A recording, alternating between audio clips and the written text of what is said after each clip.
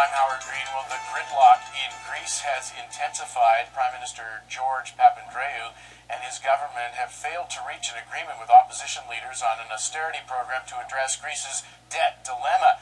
This comes after Jean-Claude Juncker, head of the group of Eurozone finance ministers, spooked investors by saying the International Monetary Fund may withhold the next tranche of aid to Greece due next month, and that the European Union would not be able to fill the gap. It also comes ahead of a bilateral meeting this weekend between Prime Minister Stephen Harper and Papandreou.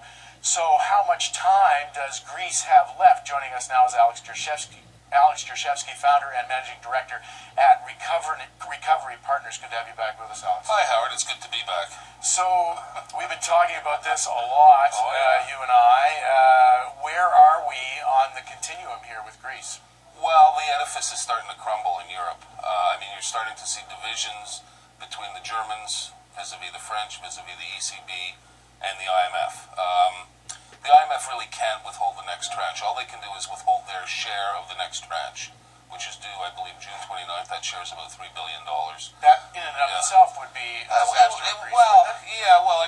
Greece theoretically would default, but it's not clear that the Germans wouldn't step in and perhaps do a bilateral or something like that. This is a small patch, but I think the larger question is, where's this process headed? The Greek government tried to hold inter-party talks to come to some consensus on the need for austerity and the shape of that austerity. They failed. From past discussions with me that it's important to get political consensus. They're not achieving that. And now we're seeing that the creditor groups, the front of the creditor groups, is starting to have some dissension amongst itself as well. So where this could go, who knows? So why is Juncker, this fellow, the premier of Luxembourg, saying these kinds of things, that the IMF might not, or hint, if I can put it that way, that the IMF might not cough up the money? Is that to try to put pressure on them? Absolutely. They're playing hardball with the Greeks. They're trying to play hardball. They're trying to keep their process together. It's not clear, as you know, from our opinion, that this process can stay together.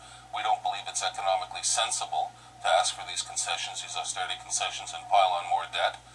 We think a more sensible approach would be to try and triage the process and sort out exactly who owes what to who and on what level of debt makes sense for Greece on a go-forward basis.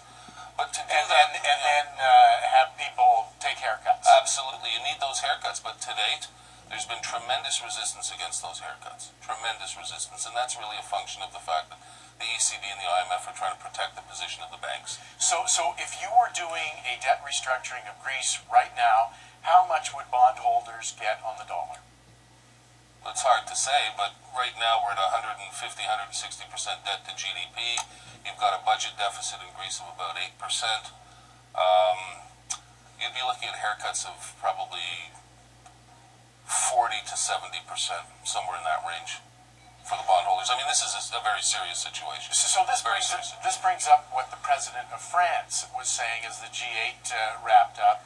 Nicolas Sarkozy calling for what he calls a formula, quote-unquote formula. And here's a quote from him. "If it means that we can think of ways for the private sector, private operators, to take on a share of the burden, it's not a restructuring at all.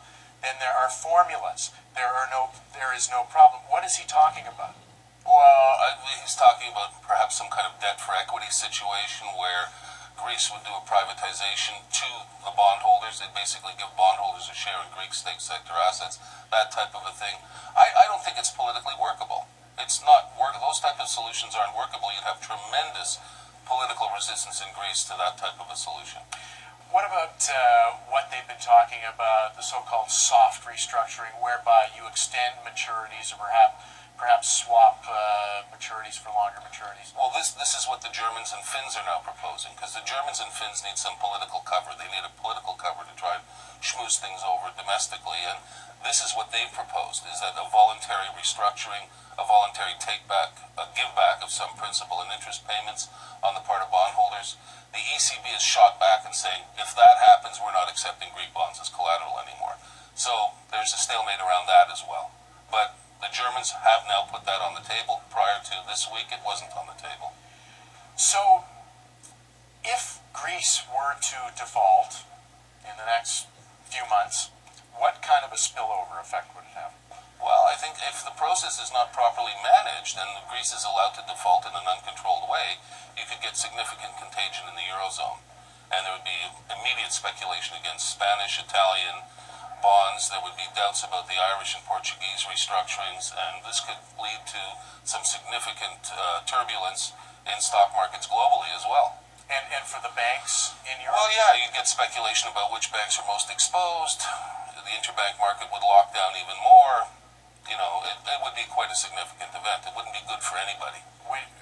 Would you worry about a systemic issue here as a result of what happens there? Not necessarily here, but certainly within the European markets, you'd get some very significant reactions. Here, I think we could get significant pressure on our share markets just as a spillover, but you wouldn't get, I don't think, significant contagion in the banking system because we don't have that much to do with Greek banks and with Southern European banks. What about our relationships with major European banks like German and French banks? Well, absolutely. Well, I think everybody's gone through their creditor lists and has looked to pare back exposures as much as possible. There obviously are those interconnections, and that's what makes this situation so dangerous if it's allowed to spin out of control.